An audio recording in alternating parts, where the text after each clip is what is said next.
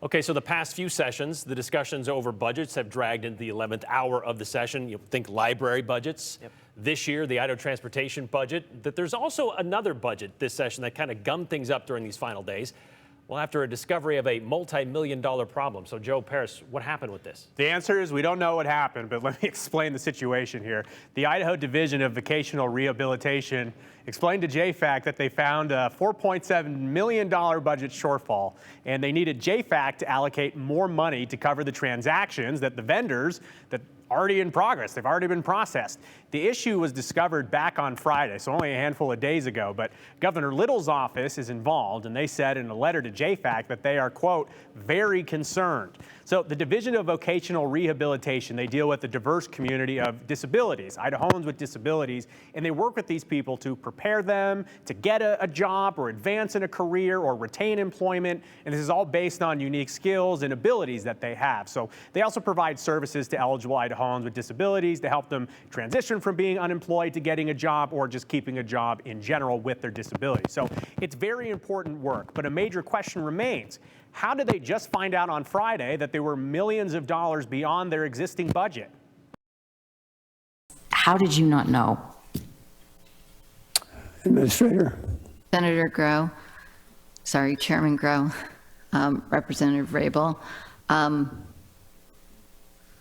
I think you asked me a very pointed question, and I can honestly answer, I was not provided the information, nor did I believe there was an issue based on what information was being told to me.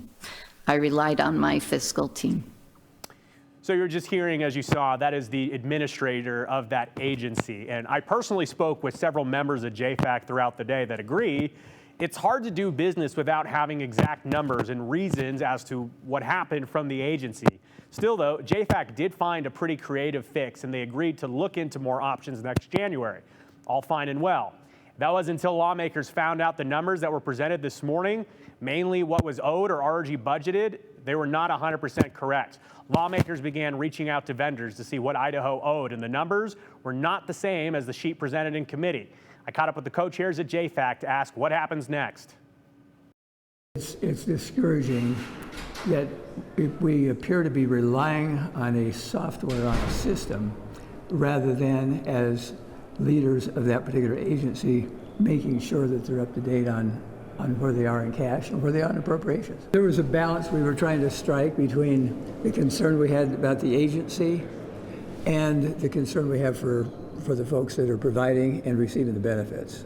And so we didn't want to punish folks that are receiving benefits because of what appeared to be a challenge in the finances of the agency.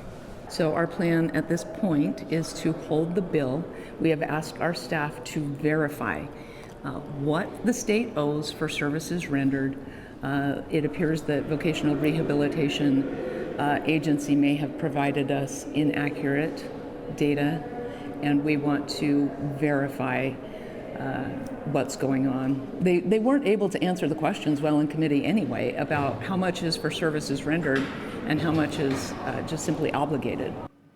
So, unlike other pieces of legislation floating around the State House, there is this concept of this budget, this legislation being veto-proof. And what I mean by that, Brian, is that lawmakers aren't going to do this thing where they would pass that budget and then they'd sit around and wait for the governor to sign it or not sign it. Because the governor's office is involved with this, they know that this is something that needs to get worked out. Okay. They'll start again fresh tomorrow, so we'll keep our eyes on this one. But this shouldn't be a budget that really holds up the whole session. Okay, speaking of budgets, now there's still some work to be done with this one, but there's also still some work to be done with an ITD budget. Yes, so the Idaho Transportation Department in the budget kind of dealing with some of the language if they should or should not sell their campus on State Street in Boise. We understand that it went through the Idaho House and it has passed the Idaho House.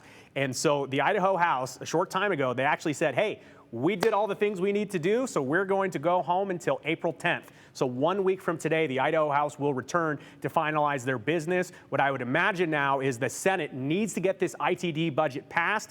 If they don't, or if they kill it, that would put the session into some very interesting territory.